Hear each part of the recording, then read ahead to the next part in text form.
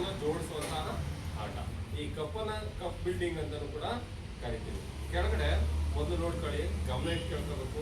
ಒಂದ್ಸರಿ ಜೋಡಿಸಿದ ನಂತರ ಕೈ ಎತ್ತು ಮತ್ತೆ ಇಳಿಸುವಾಗ ಒಂದು ಲೋಟ ಏನಾದ್ರು ಕೆಳಗಡೆ ಬಿದ್ದರೆ ಮತ್ತೆ ಪುನಃ ಜೋಡಿಸ್ಬೇಕು. ಯಾರೋ ಒಂದು ಲೋಟಗಳನ್ನು ಕೆಳಗಡೆ ಬೀಳಿಸದೆ ಯಾರು ಬೇಗ ಫಾಸ್ಟ್ ಆಗಿ ಮಾಡ್ತಾರೋ ಅವರು ಈ ಆಟದಲ್ಲಿ ವಿನ್ ಆಗ್ತಾರೆ.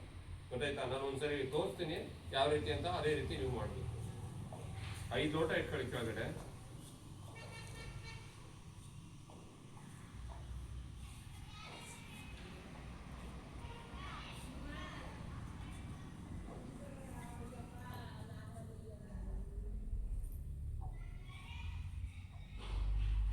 ಜೋಡಿಸ್ರಿ.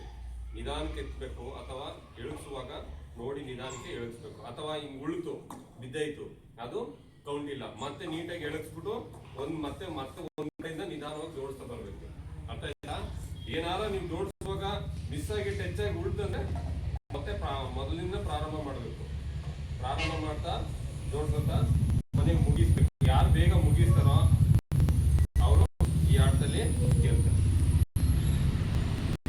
ಆಯ್ತು, ನಿಧಾನಕ್ಕೆ ಆದ್ರೆ 2 ಕೈ ಟಚ್ ಮಾಡೋದಿಲ್ಲ. ಒಂದೇ ಕೈಯಲ್ಲಿ ಜೋಡಿಸುವಾಗ ಮಾತ್ರ 2 ಕೈ ಬಳಸ್ಕೊಳ್ಬಹುದು. ಒಂದು ಲೋಟದಲ್ಲಿ ಇಟ್ಟು